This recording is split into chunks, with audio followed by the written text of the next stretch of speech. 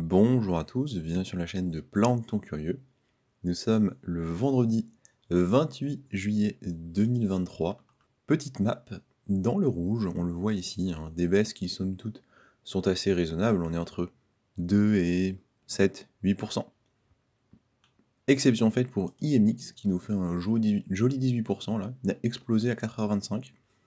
J'ai un peu cherché, j'ai pas vu d'actu, est-ce que c'est lié à Twitter parce qu'il y a un X? Je ne sais pas, peut-être qu'on aura des news plus tard dans la journée. En tout cas, vous le voyez ici, 4h25, boum, explosion jusqu'à maintenant, 7h du matin. Pour le reste, pour nos principales capitalisations, on a Bitcoin qui est toujours à 29 252, on peut dire qu'il ne se passe rien. Vous voyez sur le mois, hein, c'est vraiment extrêmement plat, hein, moins 5%, la journée, moins 1%. On peut dire qu'on s'ennuie un peu. Ethereum, ça bouge pas non plus, ça suit. Et pour le reste, bon voilà, on a une map plutôt dans le rouge. Au niveau des indicateurs que je suis régulièrement, évidemment, il y a l'altcoin season, donc on voit qu'il est à 33. L'air de rien, ça prend un petit peu de hauteur. Ça veut dire que la volatilité des altcoins est de moins en moins déterminée par la volatilité de Bitcoin. On le voit, Bitcoin bouge peu, et pourtant on a quand même des altcoins qui bougent un peu. Alors on voit que ça reste quand même assez marginal, mais c'est de plus en plus le cas. Ce qui est surprenant en fait, c'est que théoriquement, le chemin vers l'altcoin season, je vous remets ce petit récapitulatif que je vous avais sorti il y a quelques mois. Normalement, d'abord, on a la phase 1 qui est Bitcoin, avec de l'argent qui va vers Bitcoin et qui augmente, à cause du coup une certaine volatilité dessus, qui augmente son cours. Donc ça, c'est ce qu'on a pu observer effectivement. Si on regarde en vue année, c'est ce qu'on a observé depuis le début là. On était à 15 000 en novembre-décembre dernièrement, et on est monté jusqu'ici, jusqu'en avril, on a clairement une Bitcoin season, et depuis c'est quand même beaucoup plus plat. La théorie veut que l'épisode 2, ce soit Ether, qui va outperformer Bitcoin, qui va faire mieux que Bitcoin, qui du coup commence le flipping. Le truc, c'est que si on regarde Ether, il a fait exactement pareil. On a ici novembre-décembre les plus bas, 1100, avril, 2000, depuis on descend. Et en réalité, depuis avril, il se passe pas grand-chose. Si on regarde, ah ouais, depuis avril, c'est quand même très très plat.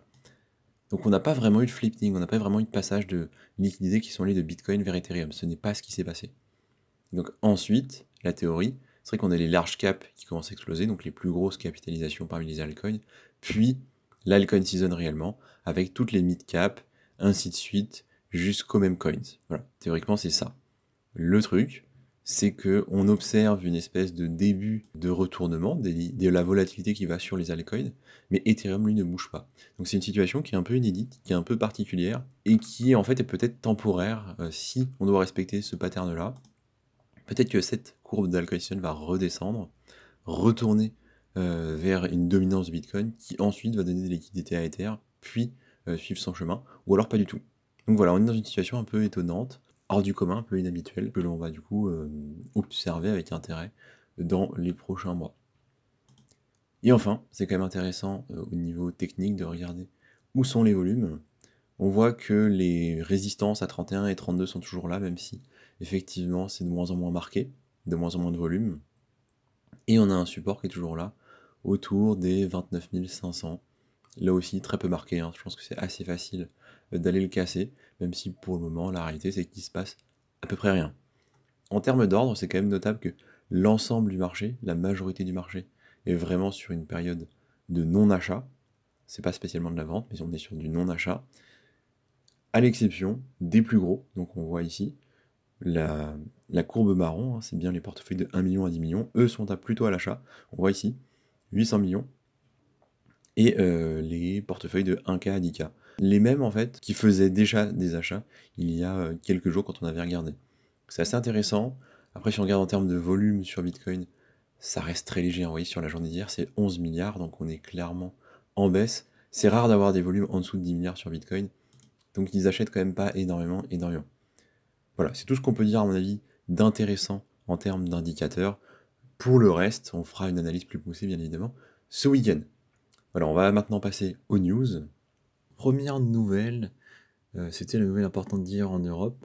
la position de la BCE vis-à-vis de la hausse des taux. Bien évidemment, ils ont relevé les taux d'intérêt vu qu'on est en retard par rapport à l'Amérique et qu'en plus l'inflation est plus élevée chez nous que chez eux.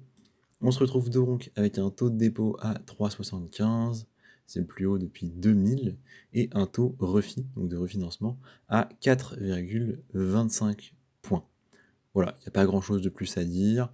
A priori, il se laisse un peu de temps pour observer ce qui va se passer. Voilà, les futures décisions du Conseil des gouvernements feront en sorte que les taux directeurs de la BCE soient fixés à des niveaux suffisamment restrictifs aussi longtemps que nécessaire pour assurer un retour au plus tôt d'une inflation à 2%, qui est l'objectif de moyen terme et qui est l'objectif global de ces institutions. À mon avis, il y a quand même de grandes chances que les taux continuent de monter en Europe pour coller un peu à ce qui se passe en Amérique avec un certain retard, comme c'est toujours le cas. C'est d'ailleurs l'occasion de parler de l'économie américaine qui est en croissance, et une croissance un peu inattendue. On pourrait presque parler de récession évitée. Alors attention avant de s'exclamer, hein, on ne sait pas vraiment ce qui va se passer dans les 6 à 12 prochains mois.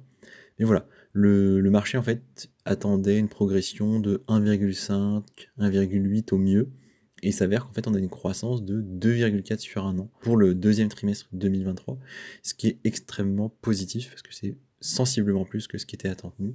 Donc une belle évolution pour l'Amérique, apparemment principalement soutenue par les dépenses de consommation et une augmentation des investissements. Alors notons que ce n'est pas le cas dans le monde crypto, hein. Clairement les investissements en crypto sont en baisse. Niveau législation, aux États-Unis, on a un petit peu de nouveau. Alors bien évidemment, vous le savez, il y a deux entités principales qui essayent de se positionner pour réglementer les cryptos. On a d'un côté la SEC, qui elle va gérer plutôt les actions, et de l'autre côté la CFTC, qui elle va plutôt gérer les matières premières. Pourquoi c'est important? Parce qu'en fait, on ne sait pas encore en Amérique si les cryptos sont des actions, des securities, ou considérées comme apparentées à des securities, ou est-ce qu'elles seraient plutôt des matières premières, ou régulées comme des matières premières. Alors à mon avis, le bon sens, ce serait de créer une troisième catégorie. Mais voilà, pour le moment, on est plutôt dans le débat entre les deux. On le sait, pour le moment, la SEC pose des problèmes. Ils considèrent que l'essentiel des cryptos sont des securities et ils veulent les réguler assez fortement, leur imposer des restrictions pour leur activité qui sont liées aux actions et que la plupart des entreprises crypto ne sont absolument pas aptes à remplir.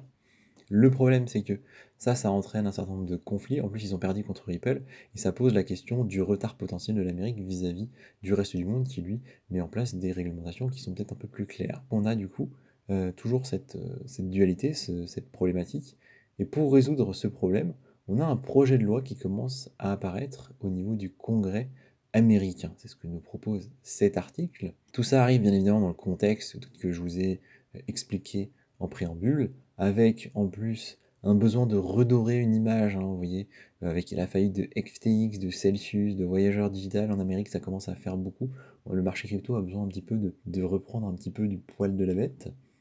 L'idée de l'article, du coup, c'est de nous mettre en avant une proposition faite par le comité des services financiers de la Chambre des représentants. Ils ont proposé un projet de loi tout récemment, vous le voyez ici. Le but, c'est de réglementer l'industrie des blockchains et les différents actifs financiers qui y gravitent. Donc on parle bien des actifs crypto. On nous dit ici, alors que d'autres juridictions, comme par exemple le Royaume-Uni, l'Union européenne, Singapour ou l'Australie, ont avancé dans des cadres réglementaires clairs pour les actifs numériques, notamment en référence à MiCA en Europe, il semblerait que les États-Unis prennent du retard, chose qui évidemment ne peut pas durer très longtemps. Alors qu'est-ce qu'on nous dit ici?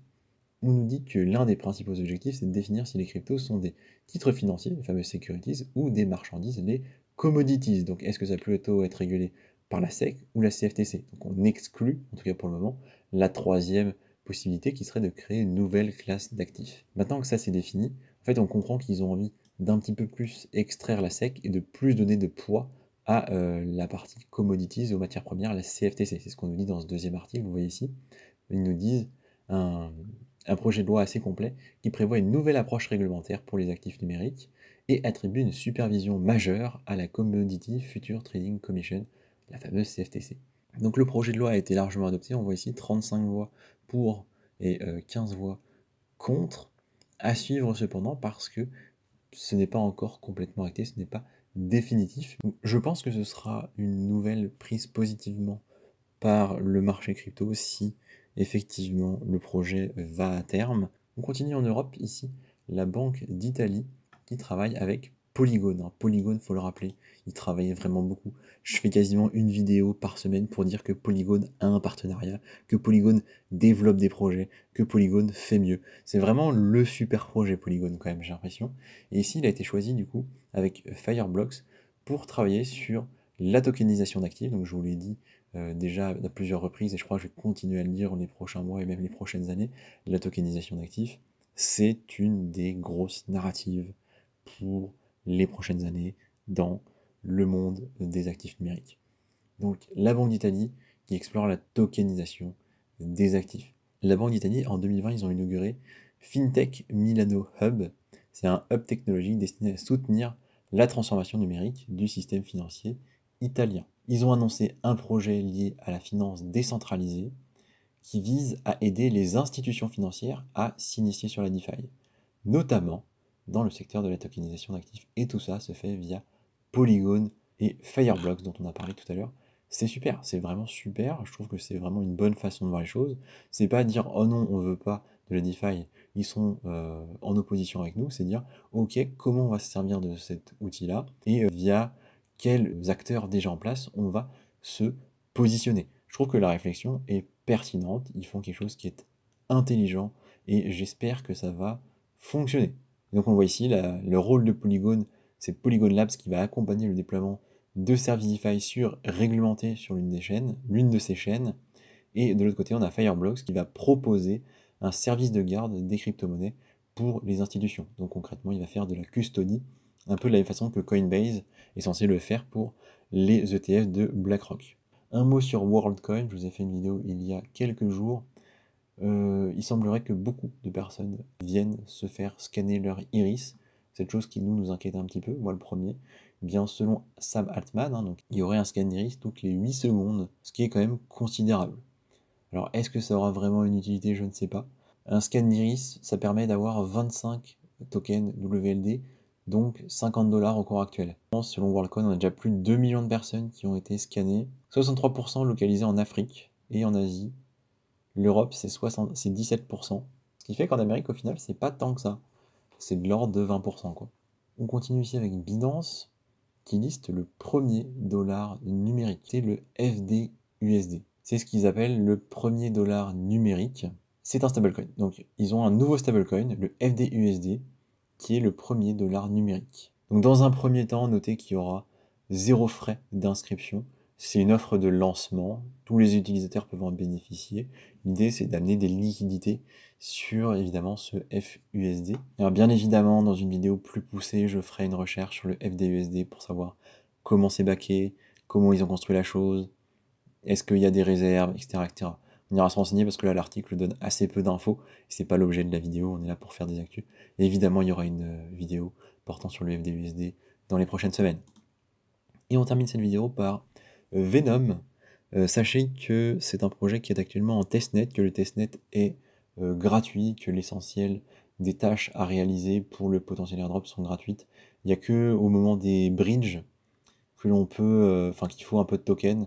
On peut bridger sur différentes blockchains. Pour ma part, j'ai fait le test, j'ai fait certaines étapes du testnet il y a un mois et demi, et j'avais bridgé sur la blockchain BNB, donc ça coûte quasiment rien. Donc ce qui est cool, c'est que Venom, du coup, ça permet d'aller comprendre qu'est-ce qu'ils font, comment ça marche, et ce de façon gratuite. C'est vraiment l'intérêt de la chose pour ceux qui n'ont jamais vraiment été dans la DeFi ou qui n'ont jamais trop voulu utiliser de Layer 2, qui n'ont jamais fait de transfert, de bridge, etc. C'est sympa pour se familiariser avec la chose. Éventuellement, si vous faites les étapes, vous aurez peut-être le droit à un airdrop de, du coup, cette Layer 2 sur Ethereum. Donc 1 million de wallets qui ont été créés sur le testnet, c'est quand même considérable, hein, c'est ça le titre de l'article. Donc je me suis dit que c'était sympa de vous partager la chose. Merci de m'avoir écouté, je vous dis à demain pour une prochaine vidéo.